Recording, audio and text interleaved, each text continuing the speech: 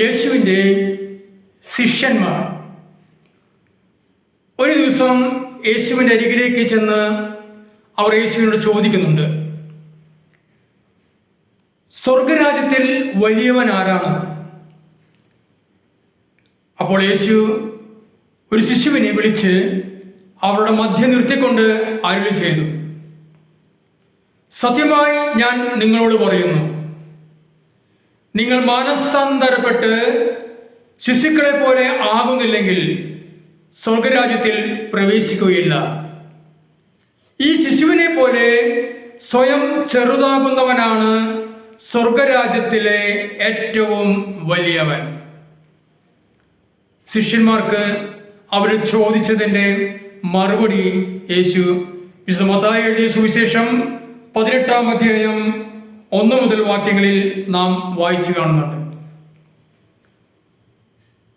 വലിയവൻ ആരാണ് എന്ന് ചോദിച്ചപ്പോൾ ശിശുക്കളെ പോലെ മാനസാന്തരപ്പെട്ട് സ്വർഗരാജ്യത്തിൽ പ്രവേശിക്കുന്ന ഈ ശിശുവിനെ പോലെ ഉള്ളവരാണ് സ്വർഗരാജ്യത്തിലെ വലിയവൻ എന്ന് യേശു അവിടെ അവർക്ക് വെളിപ്പെടുത്തി കൊടുക്കുന്നുണ്ട്.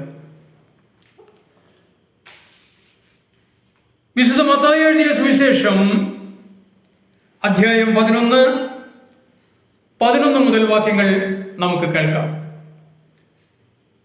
സത്യമായി ഞാൻ നിങ്ങളോട് പറയുന്നു, സ്ത്രീകളിൽ നിന്ന് ജനിച്ചവരിൽ സ്നാപക യോഹന്നാനേക്കാൾ വലിയവൻ ഇല്ല. എങ്കിലും സ്വർഗരാജ്യത്തിലെ ഏറ്റവും ചെറിയവൻ അവനേക്കാൾ വലിയവനാണ്.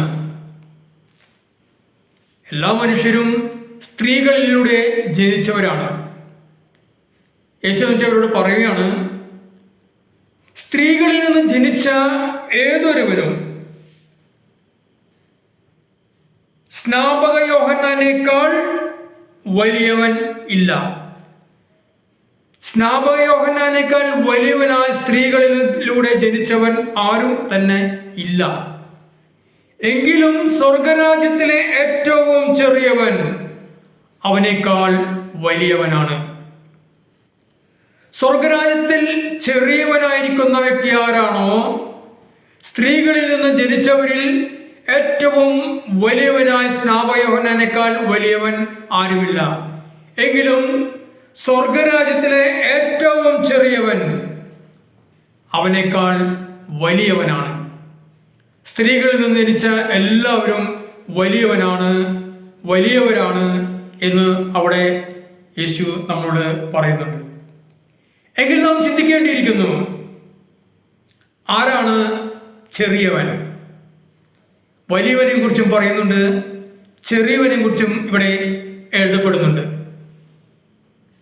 ശിശുക്കളെ പോലെ മാനസാന്തരപ്പെട്ട് സ്വർഗരാജ്യത്തിൽ പ്രവേശിക്കുന്നവൻ അവർ വലിയവനായിരിക്കും. എന്നാൽ സ്ത്രീകളിൽ നിന്ന് ജനിച്ചവരിൽ സ്നാപക യോഹന്നാനേക്കാൾ വലിയവൻ ആരുമില്ല. ഏറ്റവും വലിയവൻ സ്നാപക യോഹന്നാനാണ്. അങ്ങനെയെങ്കിൽ ചെറിയവൻ ആരായിരിക്കും? വിശുദ്ധ മത്തായി സുവിശേഷത്തിലൂടെ നാം വായിക്കുന്നുണ്ടല്ലോ, അന്വേഷിക്കുവിൻ നിങ്ങൾ കണ്ടെത്തും. 7-ാം അധ്യായം 7-ാം വാക്യത്തിൽ ഇങ്ങനെ രേഖപ്പെടുത്തിയിട്ടുണ്ടല്ലോ. നമുക്ക് അന്വേഷിക്കാം, പ്രാർത്ഥനയിലായിരിക്കാം, ദൈവത്തോട് ചോദിക്കാം. വലിയവൻ എന്നതിനേക്കാൾ സ്വർഗരാജ്യത്തിലെ ചെറിയവൻ ആരായിരിക്കും? അങ്ങനെയാണെങ്കിൽ വലിയവൻ ആരായിരിക്കും എന്നും നാം കണ്ടെത്തേണ്ടിയിരിക്കുന്നു. നമുക്ക് പ്രാർത്ഥനയിലായിരിക്കാം. ദൈവം എല്ലാ മക്കളെയും വിശുദ്ധ ഗ്രന്ഥം വായിക്കുവാൻ ശക്തി പ്രാപിക്കാൻ ദൈവത്തിന്റെ പരിശുദ്ധാത്മാവിനാൽ ഈ സമയം നിറയട്ടെ. വിശുദ്ധ ഗ്രന്ഥം വായിച്ചുകൊണ്ട് നമുക്ക് ചെറിയവനെയും സ്വർഗരാജ്യത്തിലെ വലിയവനെയും തെളിയിക്കപ്പെടുന്ന ആ വാക്കുകളിലൂടെ നമുക്ക് വെളിപ്പെട്ട് കിട്ടാൻ ദൈവത്തിന്റെ പരിശുദ്ധാത്മാവിനാൽ പ്രാർത്ഥിച്ച് നമുക്ക് ഓരോരുത്തർക്കും നമ്മുടെ ഹൃദയങ്ങളെ ഒരുക്കാം. ഹല്ലേലൂയ. യേശുവേ നന്ദി, യേശുവേ സ്തോത്രം.